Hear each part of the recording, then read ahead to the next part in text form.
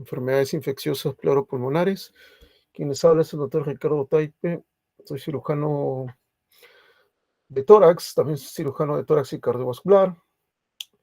Y vamos a hacer esta actividad que probablemente ya ustedes han oído hablar de estas 3 enfermedades que vamos a comentar el día de hoy, ¿no?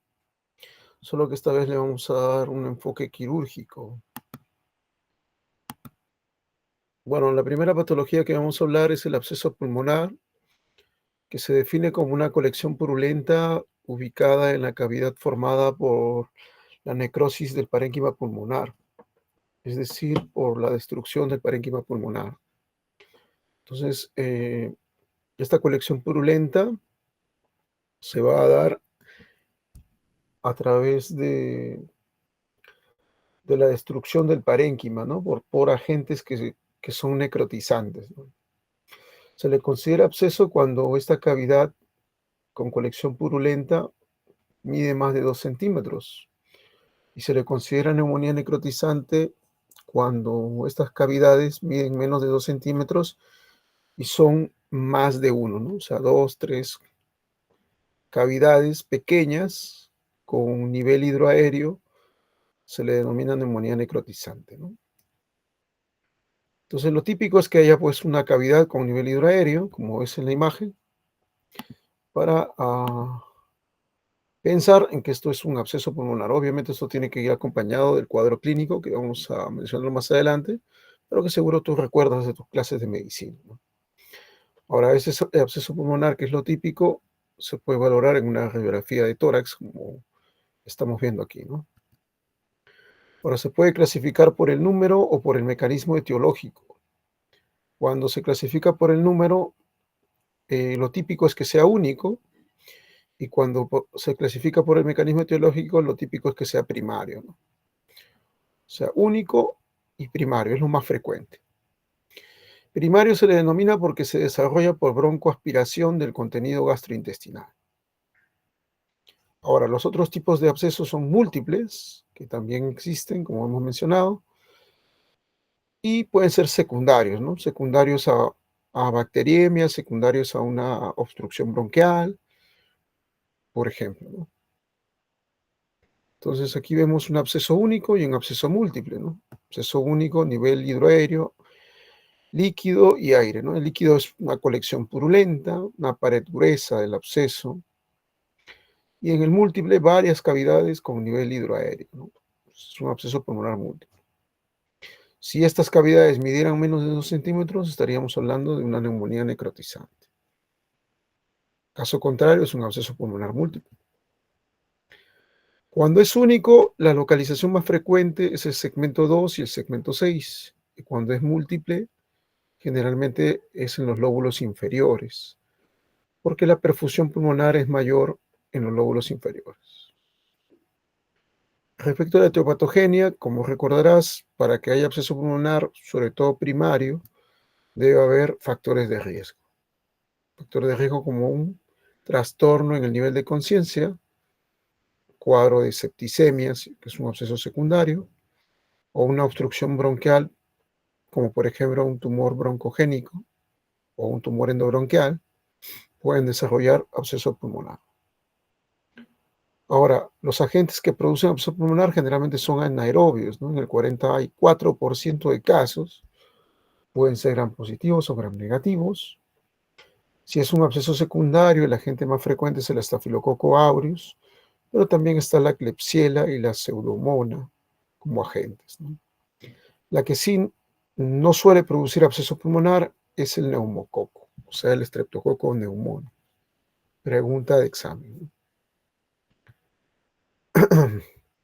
Ahora, el absceso pulmonar puede pasar por diferentes estadios. Un estadio 1, en el cual va a haber un infiltrado inflamatorio. Un estadio 2, que ya va a haber una cavidad con colección purulenta. Y un estadio 3, en la cual se forma una cicatriz, una neumoesclerosis, ¿no? Cuando ya el paciente ha superado esta infección. Ahora, el absceso pulmonar secundario, muy preguntado en exámenes tipo ENAM, tipo residencia médica, son son las causas del absceso pulmonar secundario, ¿no?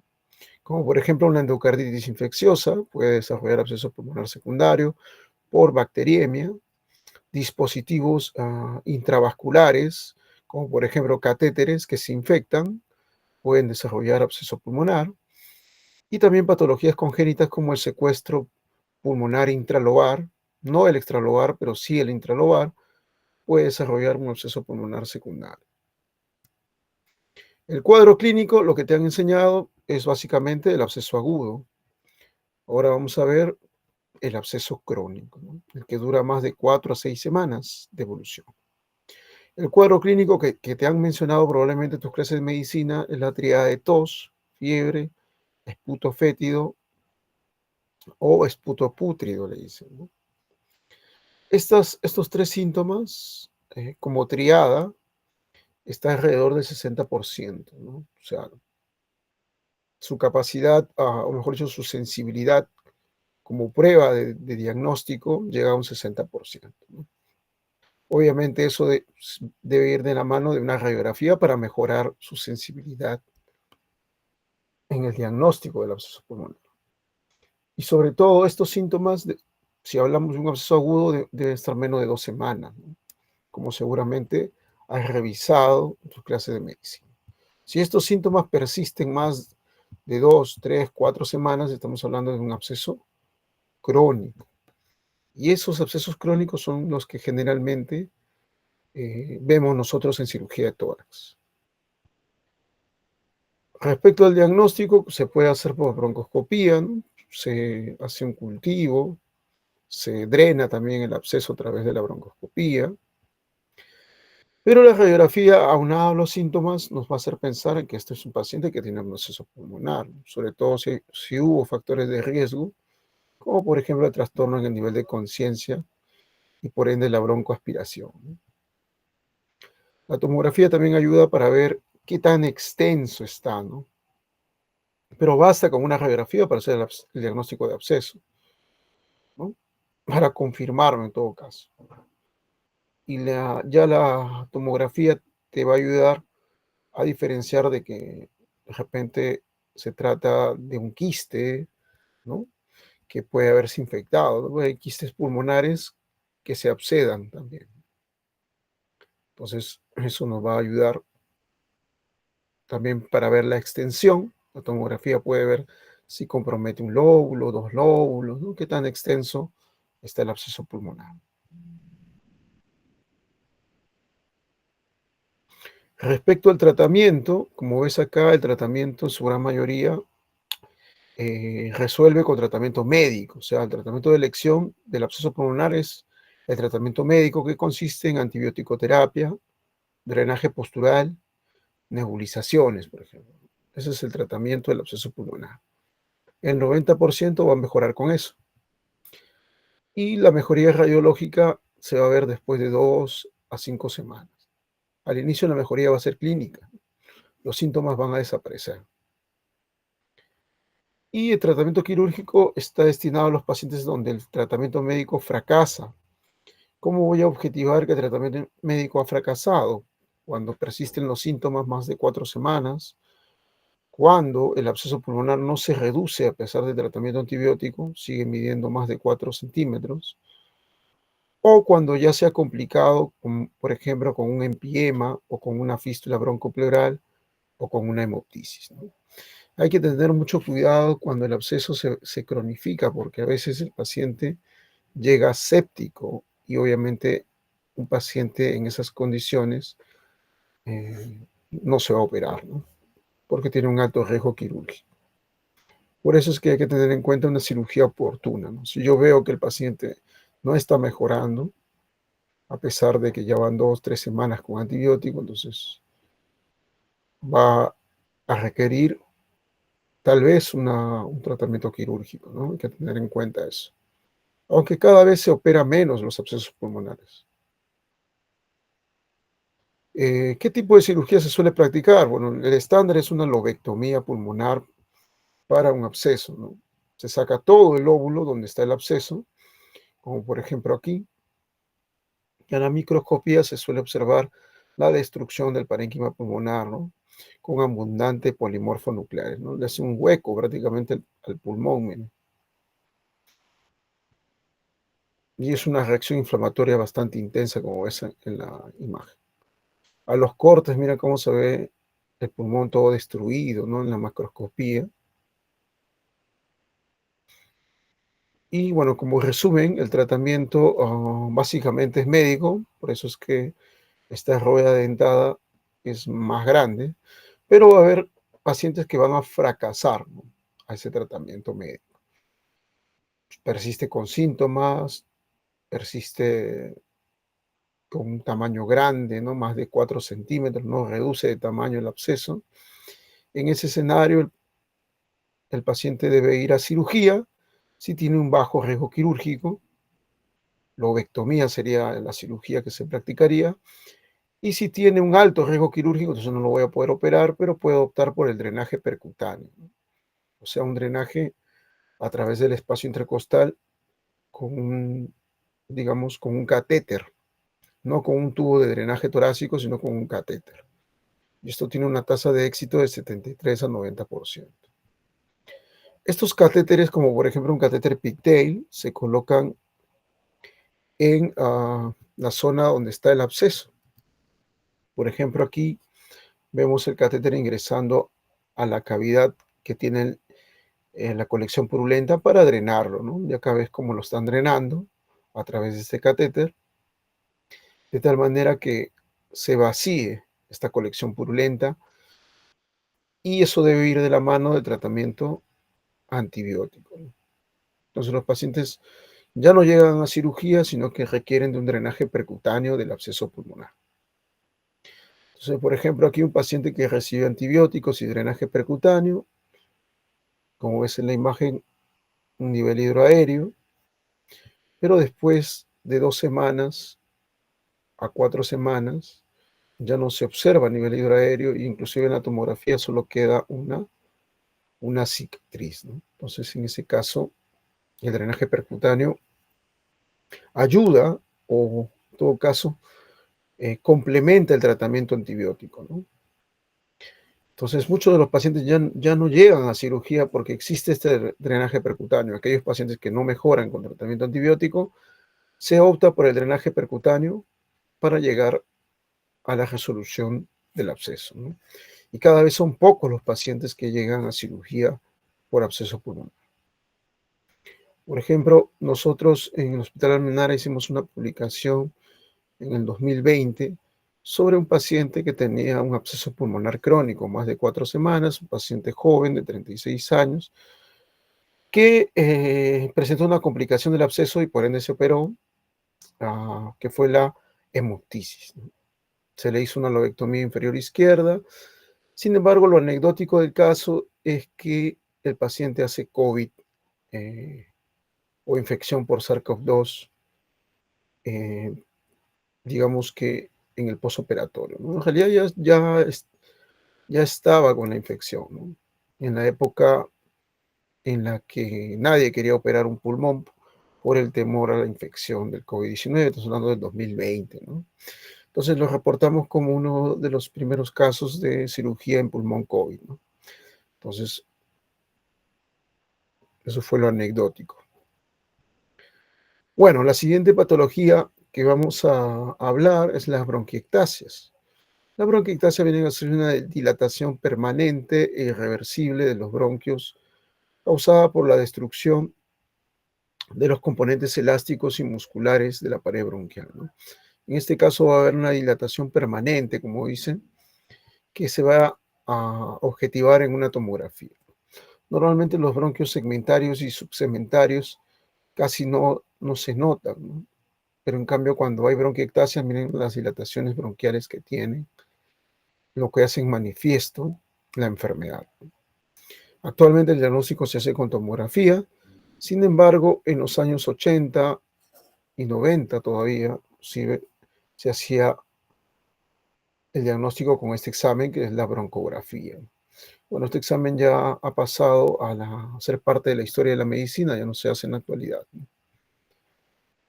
Las bronquiectasias, según los artículos de revisión y los libros de texto mencionan que es más frecuente en los lóbulos inferiores, en la língula o en el lóbulo medio. Sin embargo, en países latinoamericanos como el nuestro, eso no se suele cumplir, ¿no? ¿Y por qué no se cumple? Bueno, los textos y los artículos de revisión son generalmente, eh, digamos, textos de pacientes, digamos, de población americana o europea, tal vez, ¿no? Eh, no necesariamente a nivel latinoamericano, ¿no? Como recordarás, a nivel latinoamericano, la tuberculosis pulmonar es una enfermedad altamente prevalente y la secuela de tuberculosis es la principal causa de la bronquiectasis, a diferencia de los países nórdicos, donde las bronquiectasias tienen como principal causa el tabaquismo y las neoplasias. Entonces, obviamente, y también las patologías genéticas. Y en ese escenario, pues la localización es más en lóbulos inferiores, lóbulo medio, ¿no? O língula en el lado izquierdo. En cambio, en nuestro país y en muchos países de Latinoamérica, la secuela de tuberculosis desarrolla bronquiectasias en los lóbulos superiores. Eh, de tal manera que si clasificamos a las bronquiectasias en adquiridas, genéticas o congénitas, vamos a ver que la tuberculosis es la más frecuente dentro de las bronquiectasias adquiridas. Y dentro de las genéticas, pues estamos la fibrosis quística, está la discinesia ciliar primaria, el síndrome de Young, el síndrome de Cartagener, por ejemplo, ¿no? Patologías bastante raras en nuestro medio, pero sí se suelen ver también, ¿no? Pero con menor frecuencia. Es por eso que vamos a hablar de una de ellas, que es la fibrosis quística, ¿no? Por ejemplo, acá el síndrome de Cartagener, que se caracteriza por un situs inversus. En este caso, el pulmón derecho está al otro lado, miren, el lado izquierdo, y el pulmón izquierdo está al lado derecho. En el lado derecho, en el lóbulo medio, se ve la afección de las bronquiectasias. Eso es típico, ¿no? De las patologías genéticas afectan el lóbulo medio y lóbulo inferior. Más no las bronquiectasias por secuela de tuberculosis, que tienen predilección por los lóbulos superiores. Es muy importante conocer sobre el tratamiento de las bronquiectasias porque en países latinoamericanos la morbimortalidad de esta enfermedad es bastante alta. Además, existen otras patologías que pueden cursar con bronquiectasias. Nosotros también en el 2021 hicimos una publicación, un reporte de serie de casos sobre el tratamiento de la malformación arteriovenosa pulmonar, ¿no? Y acá describimos que hay casos en los que además de la malformación arteriovenosa pulmonar pueden cursar o puede asociarse a bronquiectasias. Bueno, fibrosis quística. La fibrosis quística, como dijimos, va a producir bronquiectasias, pero estas bronquiectasias van a tener cierta característica que vamos a mencionar más adelante. Y hay que recordar sobre esta patología que es una enfermedad que se transmite por herencia autosómica recesiva y cuyo gen mutado está en el cromosoma 7, brazo largo. Este gen va a codificar a una proteína transmembrana de fibrosis quística que no es más que un canal de cloro que se encuentra en la célula bronquiolar o también llamada célula de Claro.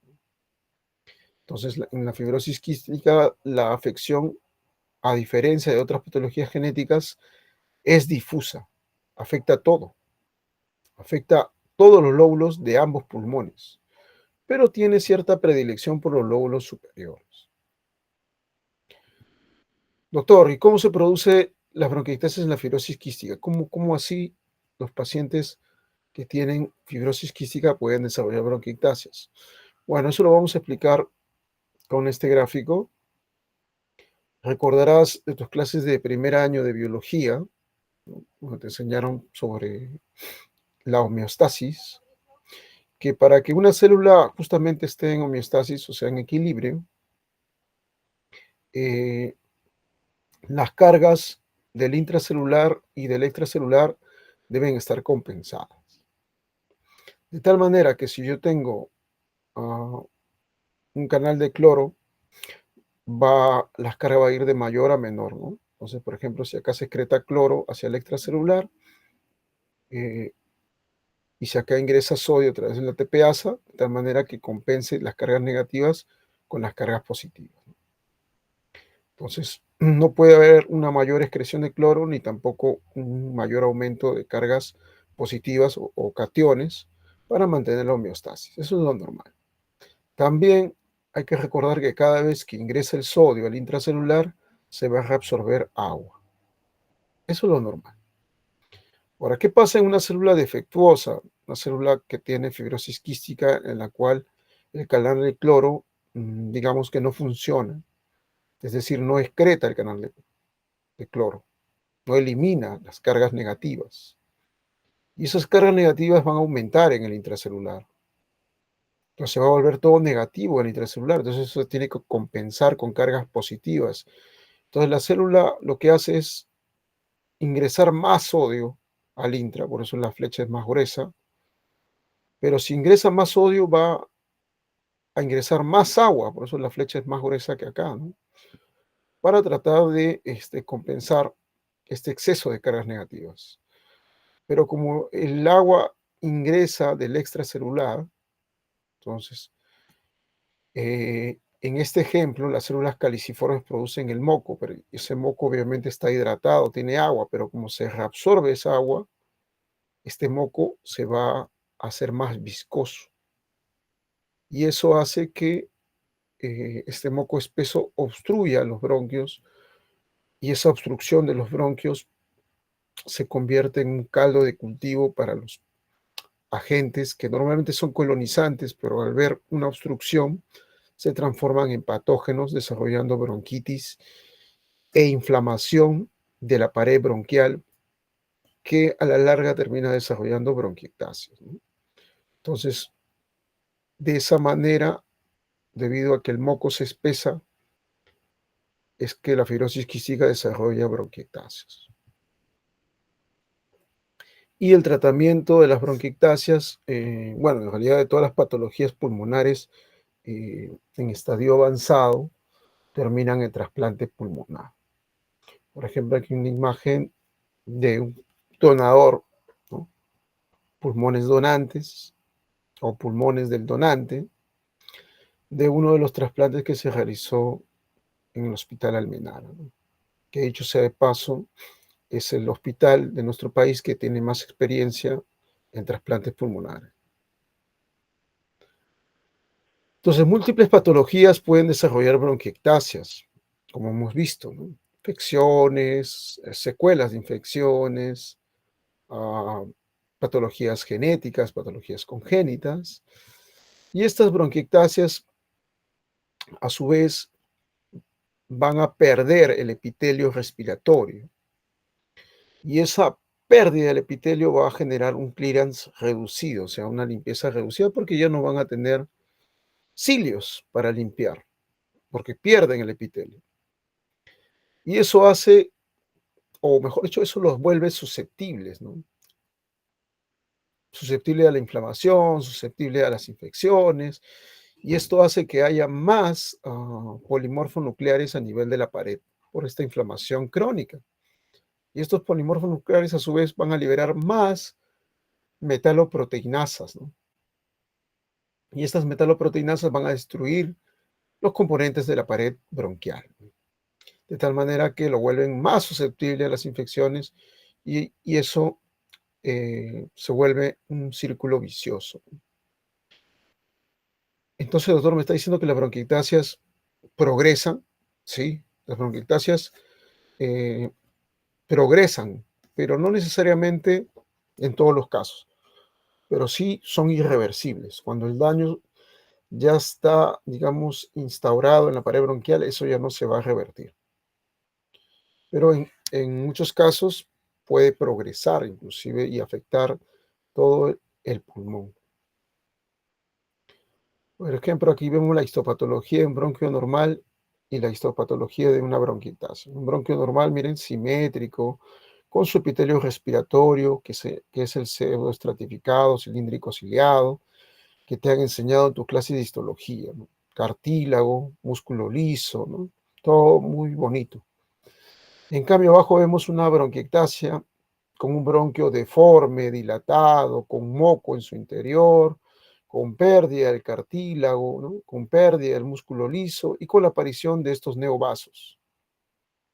Entonces, esos neovasos son los que van a desarrollar, digamos, este síntoma y también signo llamado hemoptisis, ¿no? Porque estos neovasos son frágiles, se rompen fácilmente con la tos. Doctor, ¿y por qué se producen neovasos en las bronquiectasias? Como te dije, las bronquiectasias generan inflamación crónica. Y donde hay inflamación crónica no solamente hay células de la inflamación, sino también hay mediadores químicos, citoquinas y factores de crecimiento celular, ¿no? Y entre esos factores de crecimiento está el factor de crecimiento endotelio vascular, que es la causa de la aparición de estos neovasos que terminan en hemoptisis en las bronquiectasias. Entonces, el diagnóstico, como ves acá, se basa en esta triada, al igual que el absceso tiene su triada, solo que aquí no va a haber fiebre, aquí va a haber tos, esputo purulento y disnea. El paciente va a tener disnea, o sea, dificultad respiratoria. El germen que produce infección en las bronquiectasias generalmente es el Haemophilus influenza.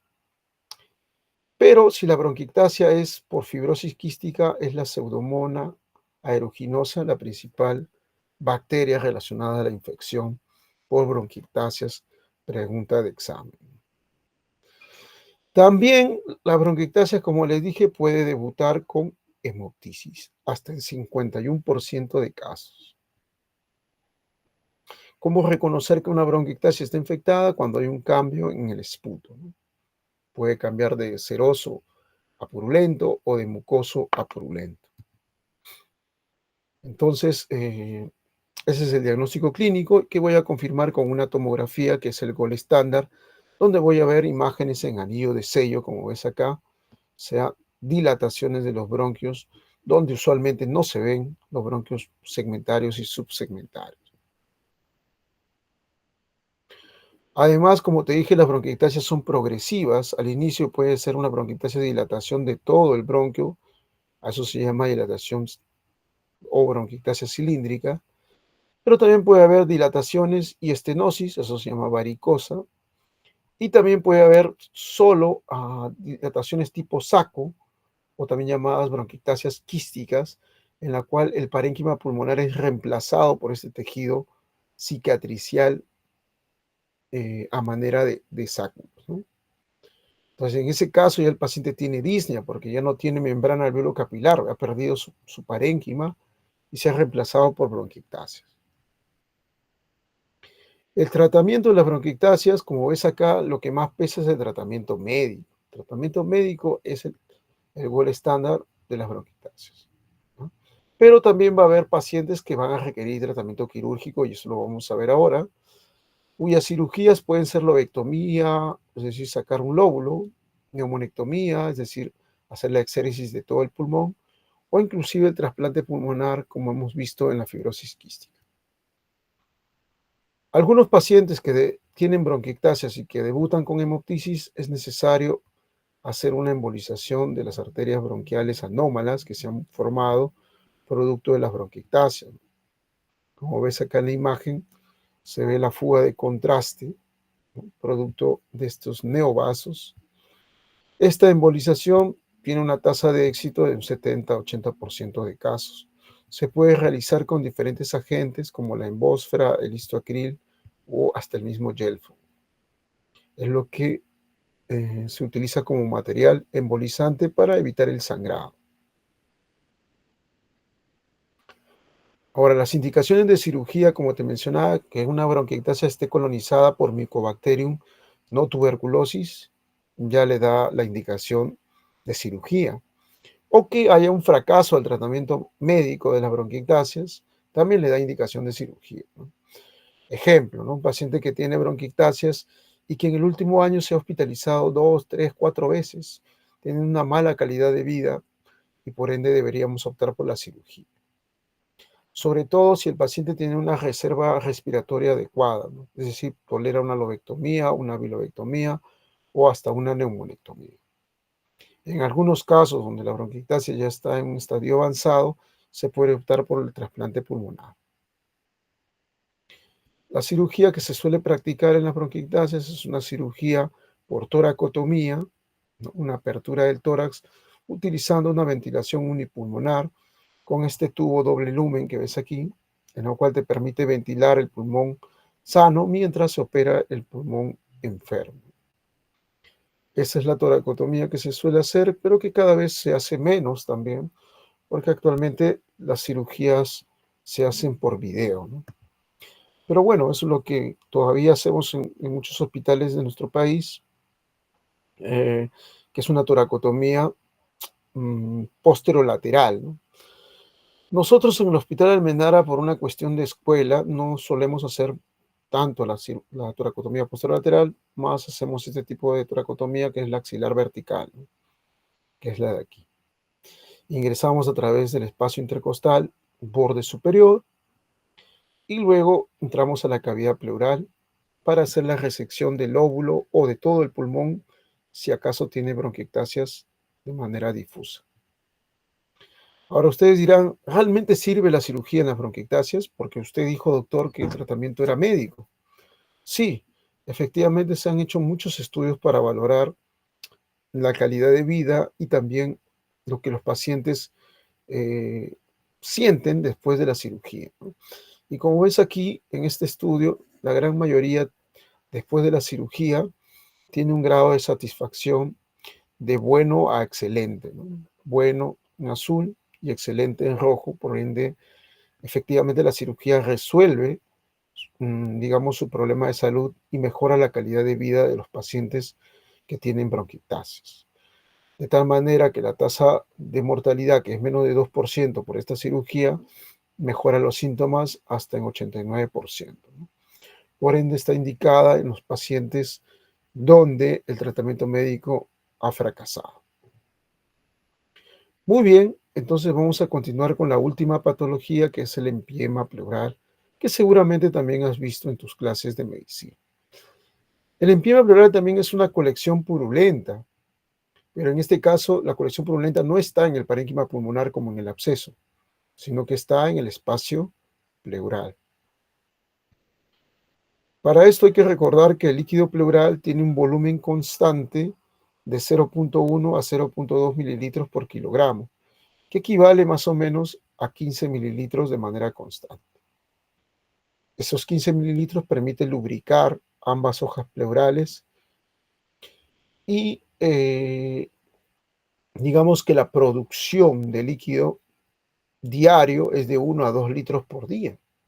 O sea, que si bien es cierto, de manera constante solo hay 15 mililitros, durante el día se puede producir hasta 2 litros, solo que casi todo se reabsorbe, manteniendo solamente 15 mililitros. Entre las causas del derrame pleural, ¿no? Esto saqué de un artículo americano, donde decía que la mayoría de derrames pleurales estaban asociados a falla cardíaca, ¿no? Y en segundo lugar a neumonía, y muchos de estos terminaban en empiema. Pero también había derrames pleurales malignos, y eso también podía terminar en empiema, ¿no? Entonces, no sé cómo será en nuestro país porque lamentablemente no tenemos registros ni tampoco estudios de esta patología, pero más o menos en el mundo se mueve así, ¿no? Principal causa, falla cardíaca, segunda neumonía, tercera malignidad, ¿ya? Entonces es importante conocer las causas más frecuentes de derrame pleural porque la mayoría de derrames pleurales maltratados terminan en empiema. Entonces, como les dije, el volumen constante es 15 mililitros o 0,1 perdón, 0,1 a 0,2 por kilogramo de peso. En una persona que pesa 75 kilos, más o menos son 15 mililitros, ¿no? Pero se producen hasta 2 litros diarios, solo que casi todo se va a reabsorber. Doctor, entonces, si se produce esa cantidad de líquido, ¿dónde se produce? Se produce en la pleura parietal y en la pleura visceral. Ambas producen, por eso ambos tienen flechas.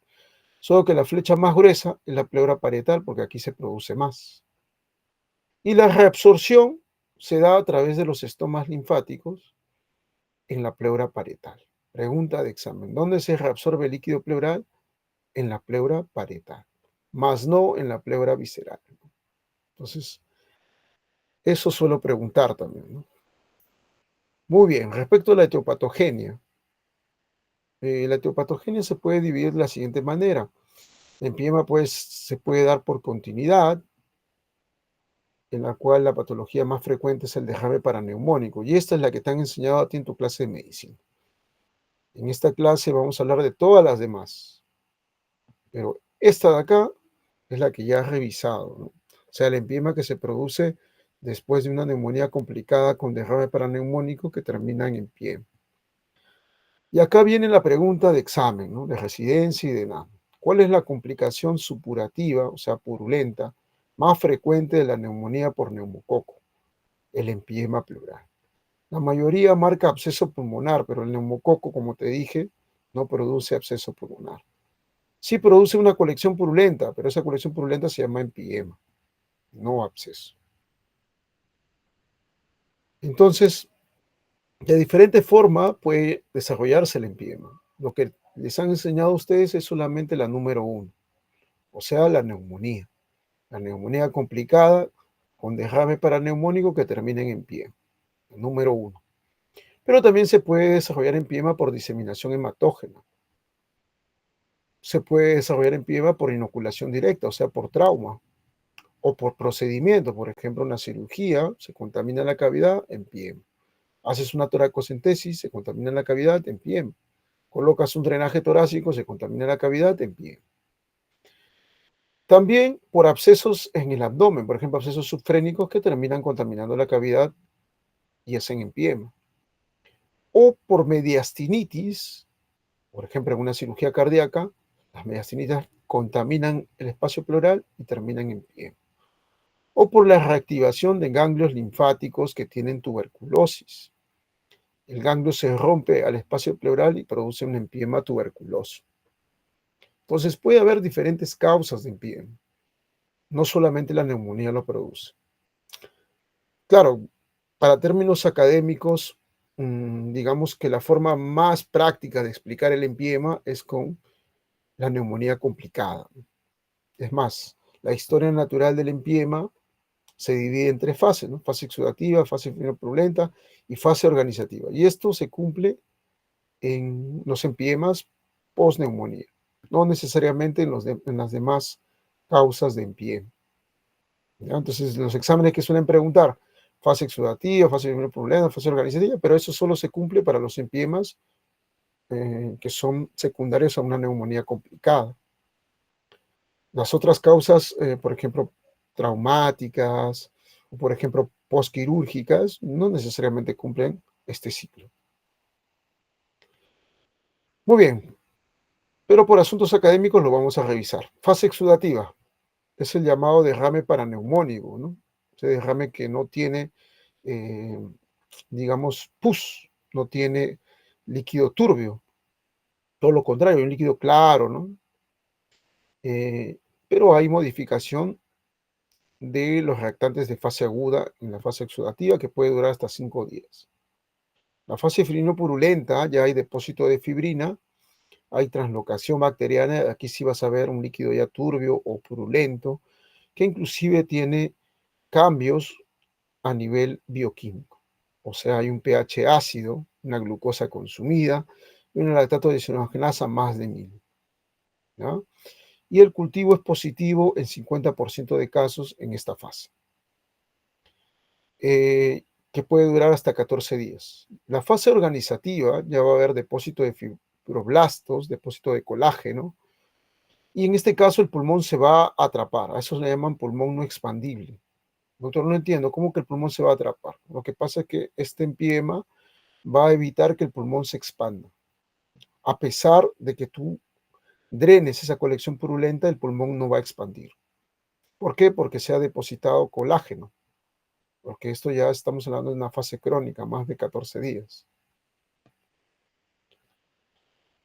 Recordar que todas las punciones se deben hacer ecoguiadas, ¿no? Por ejemplo, aquí hay una tomografía que nos muestra una imagen de empiema. ¿Por qué yo digo que esto es un empiema, no? Bueno, para que sea empiema, primero el líquido debe tener cambios a nivel bioquímico, ¿no? Y el paciente debe tener clínica de empiema también, que lo vamos a revisar más adelante. Pero también tiene que tener criterios radiológicos, como por ejemplo que la pleura visceral esté engrosada. Mira, ahí está engrosado. La pleura parietal también está engrosado, mira. Tiene otra densidad. La pleura, al estar engrosada, ya lo hace manifiesto, ¿no? Porque la pleura en un pulmón sano no se ve, mira, pulmón derecho no se ve nada. Pulmón izquierdo, las pleuras están engrosadas. Y dentro se ve otra densidad, ¿no? Una densidad de líquido, más hipodenso, ¿no? O sea, las pleuras están separadas por esta colección. A eso le llaman signo de división pleural. Y eso aparece en 70% de empiema. Por eso la tomografía se considera la prueba de oro para confirmar un empiema. Entonces, también se puede hacer diagnóstico a través de una ecografía, pero obviamente es más subjetivo porque es operador dependiente, ¿no? Con la tomografía es más objetivo. Respecto al tratamiento, los pacientes que tienen empiema pleural, para el tratamiento se van a dividir en dos: empiema pleural sin fístula broncopleural y empiema pleural con fístula. Nosotros vamos a revisar primero el empiema pleural sin fístula broncopleural, o sea, este de aquí. Según el consenso de cirujanos de tórax de Norteamérica, ¿no? O sea, cirujanos de tórax del año 2017, dividen el manejo en empiema agudo y empiema crónico. ¿Y por qué? Porque como te dije, no en todos los empiemas se cumple la fase exudativa, fase fibrinopurulenta y fase organizativa. Esa secuencia no se cumple en todos los casos. Pero sí puede haber una fase aguda y una fase crónica, bastante diferencial. Si estamos en una fase aguda, el tratamiento va a ser antibiótico y drenaje torácico o drenaje pleural. En algunos casos, sobre todo si son niños mayores de 3 meses, se puede utilizar fibrinolíticos. Si el paciente no es candidato a una cirugía toracoscópica videoasistida o también llamada VATS. Puede ser un niño debilitado, un niño con varias comorbilidades que no aguantaría una cirugía. En ese caso le puedo ofrecer fibrinolíticos. ¿Por qué? Porque los fibrinolíticos no producen grandes beneficios en los adultos, pero sí tienen ciertos beneficios en los niños, sobre todo en los niños que están debilitados, que no son tributarios de cirugía. Ahora, el empiema crónico se trata con decorticación pulmonar. Esa corteza, esa coraza que se formó por el depósito de colágeno en la fase organizativa, evita que el pulmón se expanda. Entonces, esa corteza, esa coraza hay que retirarla. Y eso se puede hacer a través de una cirugía toracoscópica videoasistida, o sea, cirugía por vídeo, o por toracotomía, como vimos en las bronquiectasias también. En algunos casos, como por ejemplo mañana se va a operar en la tarde una ventana pleural en el Hospital Almenara, es una forma de tratamiento del empiema crónico también. El empiema pleural sin fístula obedece, digamos, a estas fases, porque la mayoría de empiemas pleurales sin fístulas se deben, como te dije, a una neumonía complicada, ¿no? Entonces, de acuerdo a la semana, puede pasar por alguno de estos estadios y de acuerdo al estadio tú le puedes ofrecer algún tipo de tratamiento. Obviamente, si está en una fase aguda, yo le ofreceré drenaje o de repente cirugía toracoscópica video asistida o VATS. Pero si está en una fase organizativa, va a necesitar decorticación. Fase organizativa o estadio 3 o fase crónica, también se le llama, ¿no? Entonces, el drenaje pleural sin fístula se puede manejar de esta manera con una botella o frasco de Buló, con sello de agua, con un reservorio tipo Atrium o con un drenaje digital, como lo que se está haciendo actualmente, ¿no? Actualmente lo que se está haciendo es un drenaje digital. Obviamente esta tecnología todavía no llega a nuestro país, ¿no? Todos estamos en frasco, estamos en reservorio. Y la guía también nos recomienda que se haga un lavado del drenaje torácico, o sea, de este tubo, con suero fisiológico 20 cc cada 6 horas o cada 8 horas, ¿no? También nos dicen que el tamaño del drenaje, mm, digamos que no ofrece ningún tipo de beneficio, siempre y cuando el calibre sea mayor de 14 French. Muy bien. Por ejemplo, aquí vemos imágenes de tomografía de pacientes que tienen empiema. Por ejemplo, esto está ya organizado, ¿no? Colecciones. Este igual, ¿no? Aquí hay colecciones, pero con fibrina. Recién se está comenzando a organizar. Todavía está en una fase fibrino-purulenta. Aquí ya está organizado, ¿no?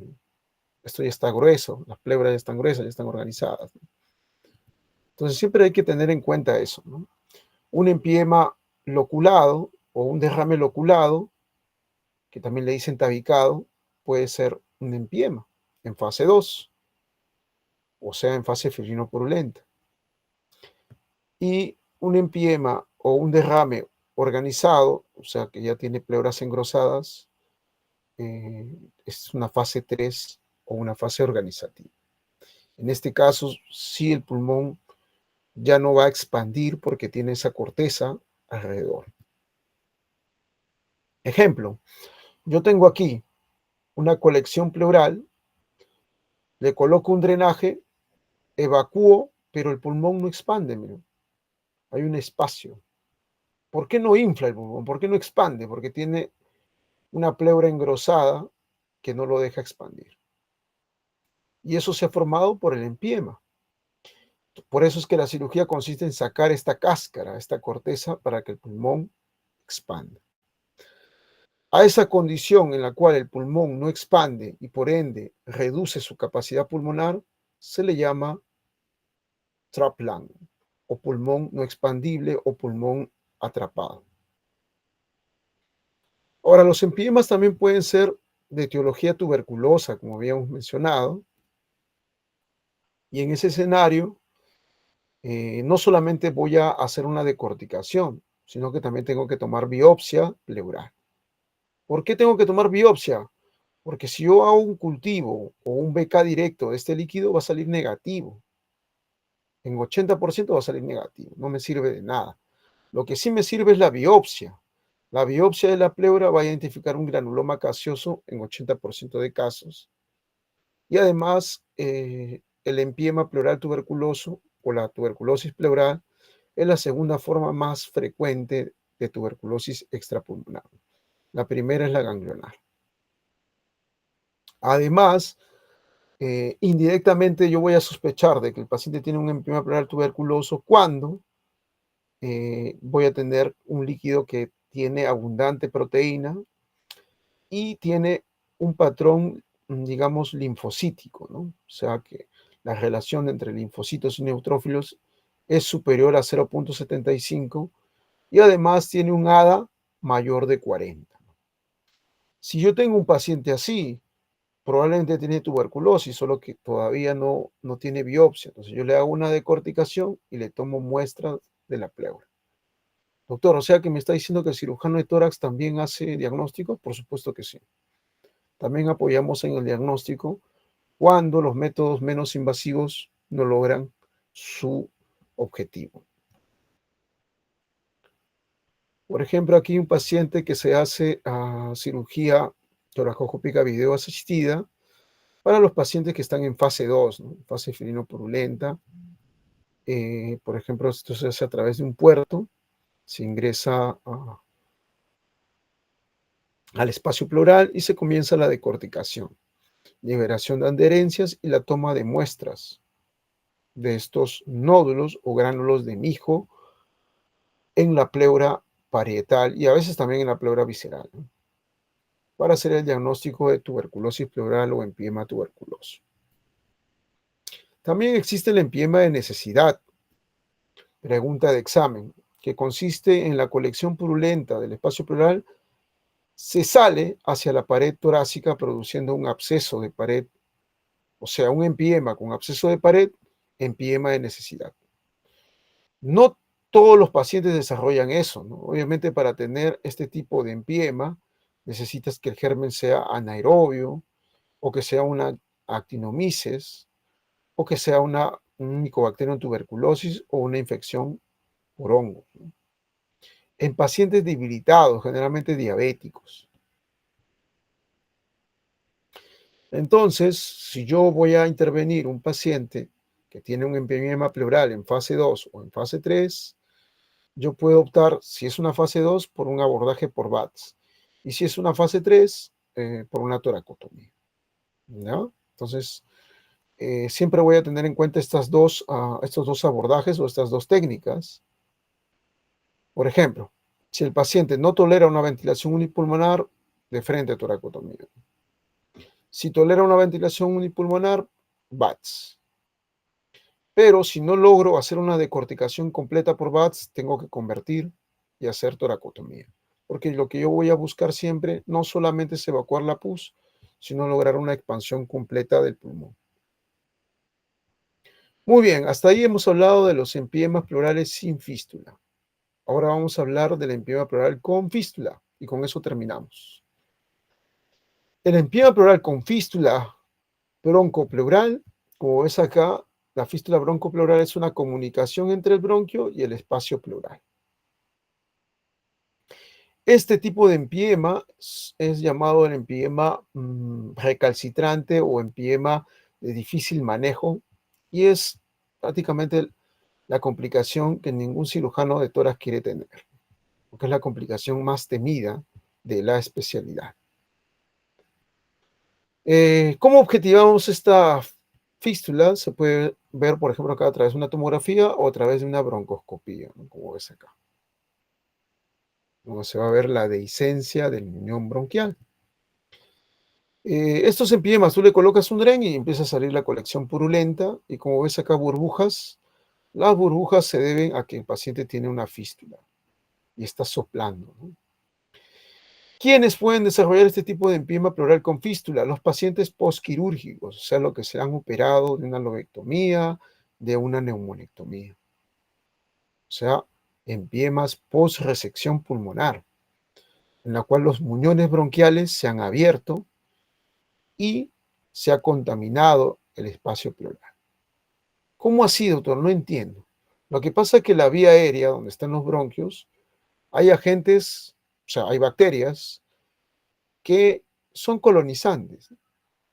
Pero cuando esos colonizantes entran a un espacio donde no está el bronquio, o sea, donde no debería haber contaminación, como por ejemplo el espacio pleural, que es un espacio estéril, esas bacterias se translocan y se convierten en patógenas.